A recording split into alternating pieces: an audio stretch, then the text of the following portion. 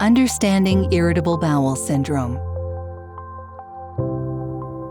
Irritable bowel syndrome, or IBS, is a chronic condition characterized by abdominal pain and changes in bowel movement frequency or texture. IBS is common, affecting 10% of adults throughout the world. The most common IBS symptoms are abdominal pain and discomfort that may get better or worse after having a bowel movement, as well as constipation, diarrhea, or both. You might also feel bloated, see mucus in bowel movements, or feel like bowel movements are incomplete. The first IBS symptoms may happen after food poisoning or a traumatic event.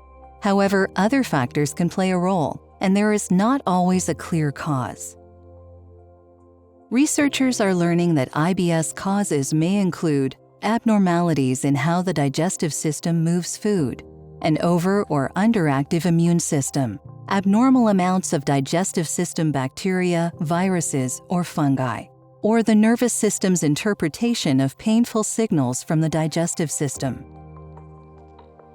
IBS can cause a lot of pain and discomfort because the nerves in the bowel can become very sensitive.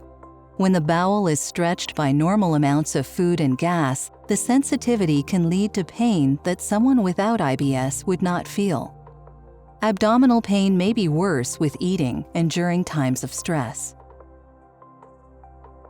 IBS is more likely to develop in women and people under 50. About 2/3 of people with IBS are female.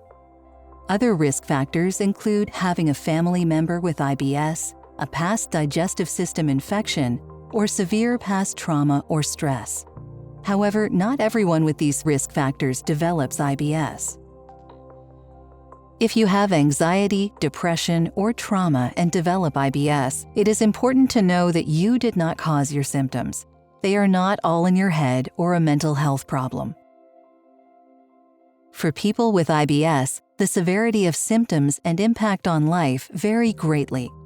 Pain, bloating, constipation, and diarrhea may cause you to miss work or avoid leaving the house due to fear of noisy intestines or an accident. IBS can also affect sexual health. In addition, people with IBS are more likely to have other conditions, such as fibromyalgia, migraine headaches, chronic fatigue syndrome, bladder pain, TMJ syndrome, anxiety, and depression. While IBS can greatly affect your quality of life and mood, there are no long-term complications of IBS. IBS is more common in people with a family history of IBS, but so far researchers have not found a consistent genetic link. Many environmental risks for IBS, such as type of food eaten, exposure to infections, and stress or trauma, seem to play a larger role than specific genes. IBS can be difficult to detect because there is no single test to diagnose it, and it does not cause visible ulcers or inflammation. Also, several other conditions cause similar symptoms. These include ulcerative colitis, Crohn's disease, endometriosis, and celiac disease. It's very important to see a healthcare provider about your symptoms and have a thorough evaluation.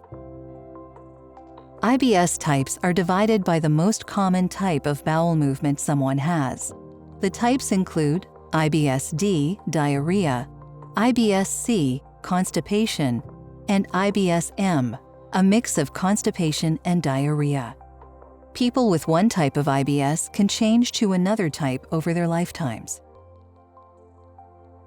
Inflammatory bowel disease, or IBD, is different from IBS. In IBD, inflamed areas and small breaks called ulcers are visible in the lining of the colon. In IBS, the colon lining looks normal. Crohn's disease and ulcerative colitis are forms of IBD, but having IBS does not lead to them. IBS also does not lead to cancer.